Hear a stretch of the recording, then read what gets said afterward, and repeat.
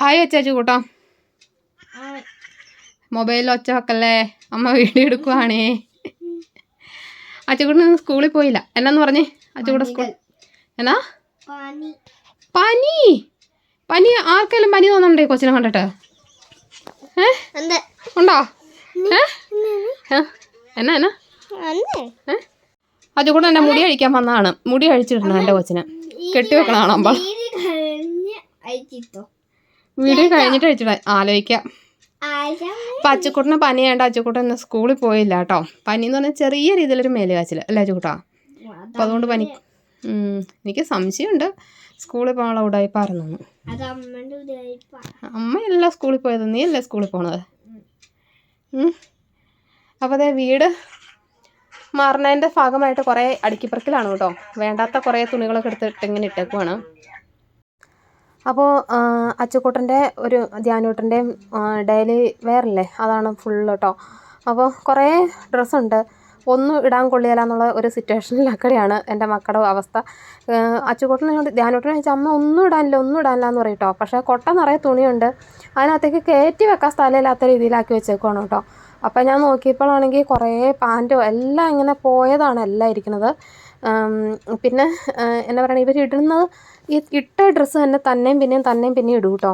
അപ്പോൾ അടിയിലിരിക്കുന്ന ഡ്രസ്സ് ഇങ്ങനെ ഇരുന്ന് തന്നെ പോയതാണ് ആ പച്ചപ്പാൻ്റൊക്കെ കേട്ടോ. അപ്പോൾ അതിൻ്റെ എലാസ്റ്റിക്കും ഇങ്ങനെ ഇരുന്നിട്ട് ഇങ്ങനെ പഴകി, തുണിക്ക് വേറെ പാൻറ്റിന് കംപ്ലൈൻ്റ് ഒന്നുമില്ല, എലാസ്റ്റിക്കിന് ഇങ്ങനെ ഇരുന്നിട്ട് ഇങ്ങനെ പഴകിയിട്ട് ഇങ്ങനെ വലിഞ്ഞു പോയി. അപ്പോൾ ഞാനത് എന്തായാലും ചെയ്യാമെന്ന് ഓർത്ത് അതെടുത്ത് മാറ്റി വെച്ചു. അത് കഴിഞ്ഞിട്ട് അച്ചുക്കുട്ടനോട് ഓരോന്ന് ഇത് നീ ഇടണാണോടാന്നൊക്കെ ചോദിച്ചിട്ടാണ് കേട്ടോ ഓരോന്ന് എടുക്കണത്. അപ്പോൾ അച്ചുക്കുട്ടൻ ശരിക്കും ഞാൻ ആമസോണിൻ്റെ കൊളാവ് ഉണ്ടായിരുന്ന സമയത്ത് കുറേ ഡെയിലി വെയർ സെറ്റായിട്ട് വാങ്ങിച്ചിട്ടുണ്ടായിരുന്നു. അതിൻ്റെയൊക്കെ ഉടുപ്പ് ഇങ്ങനെ ഇരിക്കുകയാണ് കേട്ടോ, അതൊന്നും ഇടിയല്ല. അപ്പോൾ അതൊക്കെ എടുത്ത് മാറ്റി കളഞ്ഞു. എന്നിട്ട് കളയാൻ പറ്റത്തില്ല, കളയാൻ നമുക്ക് തോന്നിയില്ല, അതൊരു വശം. ഞങ്ങൾക്ക് ഇത്ര പഴകിയ തുണിയാണെങ്കിലും ഞാൻ കളയല എന്നുള്ളതാണ് കേട്ടോ. പിന്നെ നിവൃത്തികേടും കൊണ്ട് വില കളഞ്ഞെങ്കിലും ഉള്ളൂ.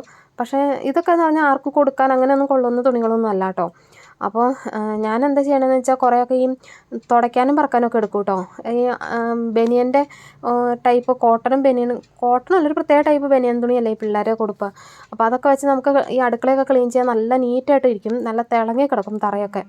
അപ്പം അതിങ്ങനെയൊക്കെ ആയിട്ട് കുറച്ചെടുത്ത് മാറ്റി വെച്ചു, ഒരു 8-10 കേട്ടോ.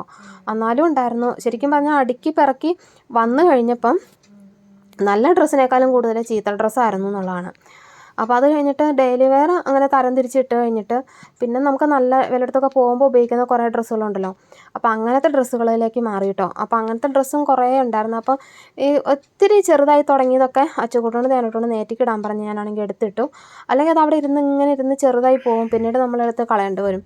പിന്നെ അച്ചുകൂട്ടന് ഇടാമെന്ന് പറഞ്ഞാൽ പോലും അച്ചുകൂട്ടന് അങ്ങനെ എല്ലാം ഒന്നും ഇടിയല്ല, അവന് ഇഷ്ടപ്പെട്ട സ്റ്റൈലിലായിട്ടുള്ള സാധനങ്ങൾ മാത്രമേ അച്ചുകൂട്ടൻ ഇടുള്ളൂ. അപ്പോൾ അതുകൊണ്ട് പണ്ടൊക്കെ നമുക്ക് മൂത്ത കുട്ടികൾ ഉപയോഗിക്കണതല്ലേ ഇളയവങ്ങൾക്ക് ഉപയോഗിക്കുക, അങ്ങനെയല്ലായിരുന്നോ? പക്ഷേ ഇപ്പോഴത്തെ പിള്ളേരുടെ അടുത്ത് അങ്ങനെയുള്ള നമ്പറൊന്നും അങ്ങനെ വില പോകുകയില്ല കേട്ടോ. പിന്നെ അച്ചുക്കുട്ടനെ കുഞ്ഞിലൊക്കെ ധ്യാനൂട്ടൻ്റെ ഒരുപാട് ഡ്രസ്സുകൾ ഇങ്ങനെ പഴയതെടുത്തിട്ടുണ്ട്. അതായത് കുഞ്ഞു മലക്കപ്രായമില്ലേ ഉണ്ടായ സമയത്തൊക്കെ, ആ സമയത്ത് നമുക്ക് ഒരുപാട് തുണിയാണല്ലോ. അപ്പോൾ ആ സമയത്തൊക്കെ ധ്യാനൂട്ടൻ്റെ പഴയ ഡ്രസ്സുകളാണ് കേട്ടോ ഞാൻ കുറേ ഇടിയിച്ചത്. ധ്യാനൂട്ടിന് ഇഷ്ടം പോലെ ഉണ്ടായിരുന്നേ. കാരണം ആദ്യത്തെ കുഞ്ഞിന് എല്ലാവരും ഡ്രസ്സൊക്കെ വാങ്ങിച്ചു കൊടുത്ത് ഒത്തിരി ഡ്രസ്സ് ഉണ്ടാകും. പക്ഷേ രണ്ടാമത്തെ കുഞ്ഞുങ്ങൾക്ക് അവസ്ഥയാണ് പാവം, എല്ലാം ഈ മൂത്തങ്ങളുടെ പഴയതും ഒക്കെ ആയിരിക്കും കൂടുതലും. പക്ഷേ ഇപ്പം അച്ചുകൂട്ടൻ അങ്ങനെയൊന്നും ഒരുപാടൊന്നും സമ്മതിക്കുകയില്ല. അങ്ങനെ ഞാനത് ഫുള്ള് തരം തിരിച്ച് കൂടിനകത്താക്കി വെച്ചു, കൊള്ളിയല്ലാത്തൊക്കെ കവറിനകത്താക്കി വെച്ചു കേട്ടോ. എന്നിട്ട് ഇനിയിപ്പോൾ അതെന്തെങ്കിലും ചെയ്യണം. അപ്പോൾ കുറച്ചൊന്ന് അടുക്കി വെച്ചിട്ട് ഞാനാണെങ്കിൽ അടുക്കളയിലേക്ക് വന്നതാണ്.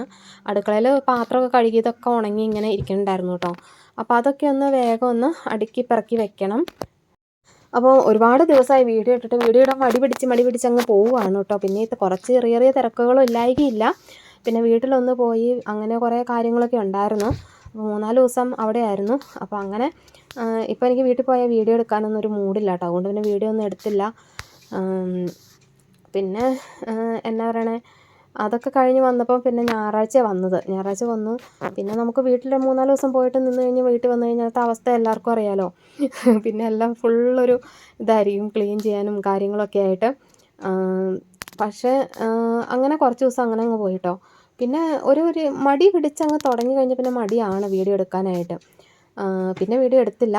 പിന്നെ ഇന്നിപ്പോൾ അച്ചുകൂട്ടിന് പനിയായതുകൊണ്ട് ബിനോട്ടൻ കുറച്ച് ബിസ്ക്കറ്റും കുറച്ച് പഴമൊക്കെ ഒരു ചേട്ടനായി വാങ്ങിച്ചു കൊടുത്തു വിട്ടിട്ടുണ്ടായിരുന്നു കേട്ടോ. അവിടെ കടയിൽ പറഞ്ഞിട്ട് പോകും. അപ്പോൾ ആരെങ്കിലും കൂട്ടുകാരാരെങ്കിലും ഇങ്ങനെ കൊണ്ടുത്തരും നമുക്ക്. അപ്പം അതിങ്ങനെ കൊണ്ടുവച്ച് രാവിലെ കൊണ്ടുവച്ചാൽ അച്ചുകൂട്ടൻ കുറച്ചെടുത്ത് ബിസ്ക്കറ്റൊക്കെ കഴിച്ചു. എന്നിട്ട് ബാലൻസ് അവിടെ ഒരെണ്ണോടെ ഉണ്ടായിരുന്നു കേട്ടോ. നമ്മൾ എന്ത് വാങ്ങിച്ചാലും 2 എണ്ണം വാങ്ങും. അതായത് അച്ചുകൂട്ടനും ധ്യാനൂട്ടനും ഓരോ പാക്കറ്റ് വാങ്ങും കേട്ടോ. മാക്സിമം ഉടുപ്പൊക്കെ എടുത്താലും അതെ ഞാനെങ്ങനെയാണ് മാക്സിമം അവർ ഒരേപോലത്തെ ഡ്രസ്സ് എടുക്കാൻ ശ്രമിക്കും കേട്ടോ. ഇനി അപ്പോൾ അത് കിട്ടിയില്ലെങ്കിൽ മാത്രമാണ് ഡിഫറെൻ്റ് ആയിട്ടുള്ള ഷർട്ടൊക്കെ എടുക്കുക. അപ്പോൾ നമ്മുടെ ഡ്രസ്സുകൾ കൂടുതലും നോക്കിയാൽ അങ്ങനെയാണ്, കൂടുതലും അവരുടെ അങ്ങനെയാണ് കേട്ടോ. ഒരേ കളറ് ഒരേ ഡിസൈനിൽ എടുത്തിട്ട് എന്താ പറയണേ, അങ്ങനെ ഇടിക്കാൻ എനിക്ക് ഭയങ്കര ഇഷ്ടമാണ് കേട്ടോ. വർത്താനം പറഞ്ഞു തുടങ്ങിക്കഴിഞ്ഞാൽ നിങ്ങൾക്ക് എന്നെ അറിയാലോ, ഇങ്ങനെ വർത്താനം ഇങ്ങനെ കണ്ടിന്യൂ ചെയ്തുകൊണ്ടിരിക്കും. നമ്മൾ പറഞ്ഞു വന്നതായിരിക്കില്ല, പിന്നീട് ആലോചിക്കും ഞാൻ എന്നതാ പറഞ്ഞു വന്നത് എന്നുള്ളൊരു അവസ്ഥയിലേക്ക് ആയിപ്പോകും കേട്ടോ.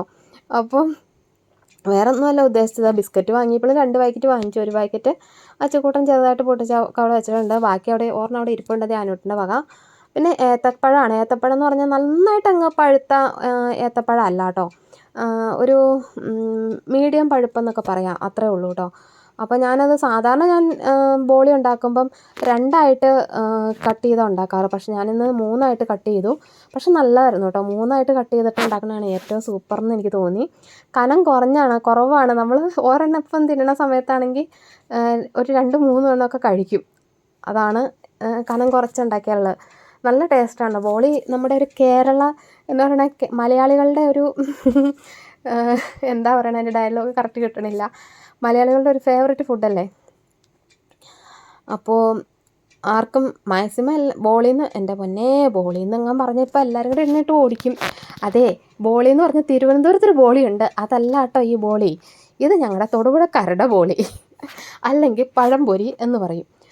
തിരുവനന്തപുരംകാരുടെ ബോളി എന്ന് പറഞ്ഞു കഴിഞ്ഞാൽ ബോളിയും പായസം. അത് ഞാൻ ഒരു പ്രാവശ്യം ഏതോ ഒരു വീഡിയോക്കകത്ത് ഇങ്ങനെ ബോളിയുടെ കാര്യം പറഞ്ഞപ്പോഴത്തേനും എല്ലാം കൂടെ വന്ന് പറഞ്ഞു, അയ്യോ ഇത് പഴംപൊരി അല്ല ബോളിയല്ല പഴംപൊരിയാന്ന് പറഞ്ഞാൽ അത് തന്നെയായിരുന്നു കമൻറ്റ്.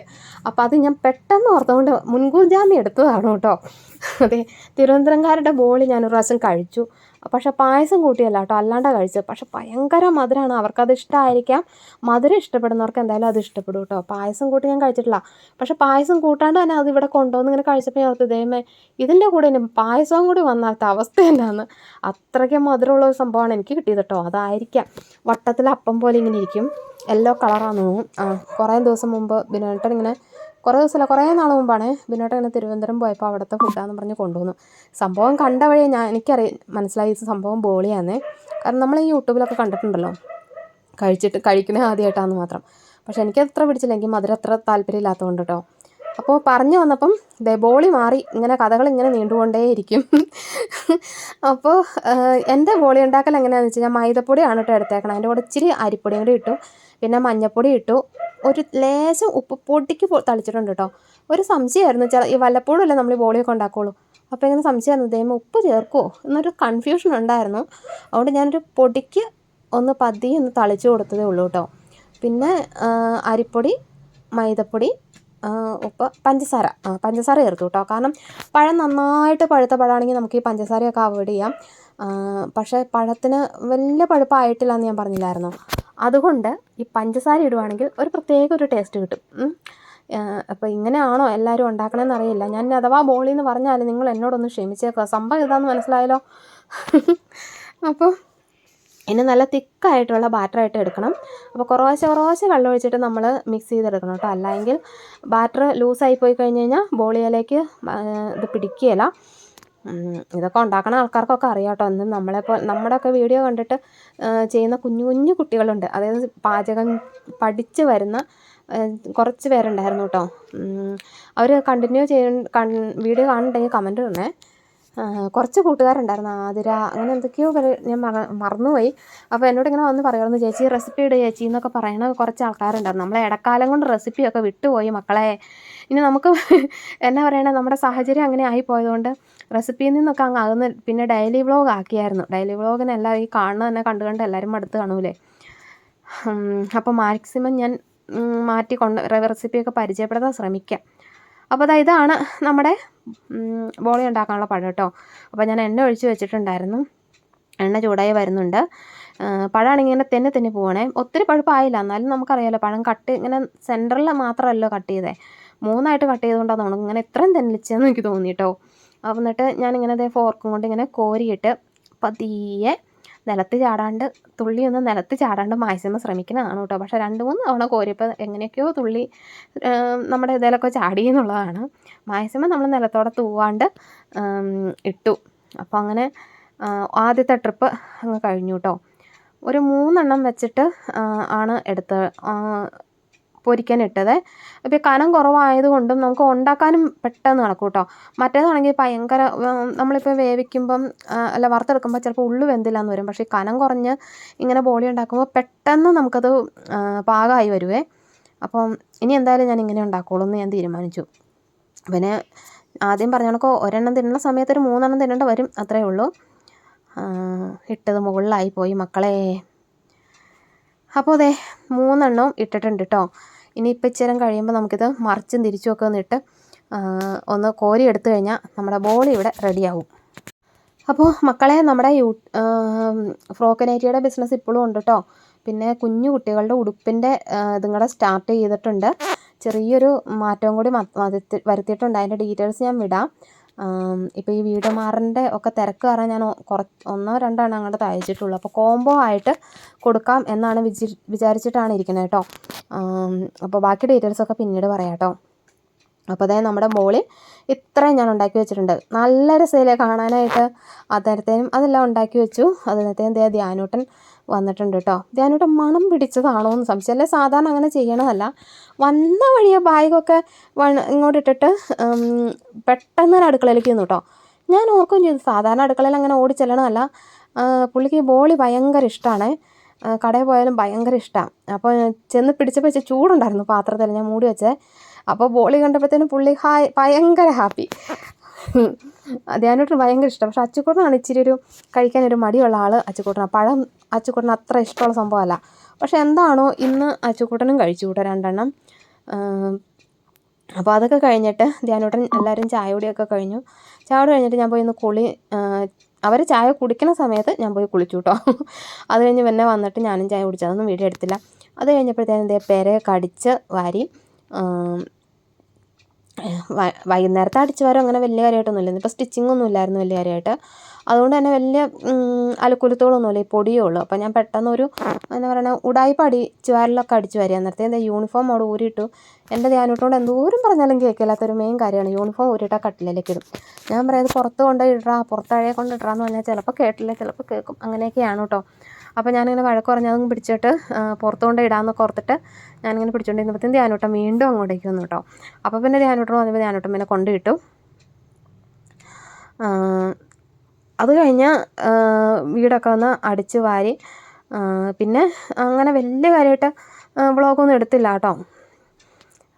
അടിച്ചുവാരൊക്കെ കഴിഞ്ഞപ്പോൾ അച്ചുക്കുട്ടനാണെങ്കിൽ സൈക്കിൾ ചവിട്ടാൻ പോകണം എന്നൊക്കെ ഇങ്ങനെ പറയുന്നുണ്ട് കേട്ടോ. പക്ഷേ അച്ചുക്കുട്ടനെ സൈക്കിൾ ചവിട്ടാൻ വിടാൻ നിവൃത്തിയില്ലോ, പനിയല്ലേ. അപ്പോൾ അതുകൊണ്ട് ധ്യാനൂട്ടനും അടുത്ത വീട്ടിലെ ഒരു കൊച്ചുണ്ട്, ആ കൊച്ചുങ്ങളുടെ ഇങ്ങനെ സൈക്കിൾ ചവിട്ടാൻ പോയി. അപ്പോൾ അച്ഛനെ വിളിച്ച് ചോദിക്കണം എന്നൊക്കെ പറഞ്ഞിങ്ങനെ വന്നപ്പോൾ അച്ഛൻ വന്നു കേട്ടോ. അച്ഛൻ വന്നപ്പോൾ കൊണ്ടുവന്നതാണ് അതാ ഈ ഒരു സംഭവം. ഇതെന്താണെന്നറിയാമോ? നമ്മൾ ഈ മുറിവിലൊക്കെ കഴുകാനായിട്ട് ഉപയോഗിക്കണമെന്ന് എനിക്ക് തോന്നുന്നു കേട്ടോ. അങ്ങനെ എനിക്ക് കുഞ്ഞറിവുള്ളൂ, എൻ്റെ അറിവുകൾ തെറ്റാണെങ്കിൽ ക്ഷമിക്കുക കേട്ടോ.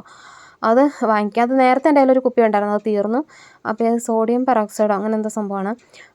ഇതെന്തിനാണെന്ന് വെച്ചാൽ ഞാൻ വാങ്ങിയത് വേറൊന്നുമല്ല, എൻ്റെ നഖത്തിൻ്റെ ഇടയ്ക്ക് വിടവുണ്ട്. അതായത് തൊലിയും നഖവും തമ്മിൽ വിടവുണ്ട്. അപ്പോൾ അവിടെ ഇങ്ങനെ ചെളി കയറിയിരിക്കും.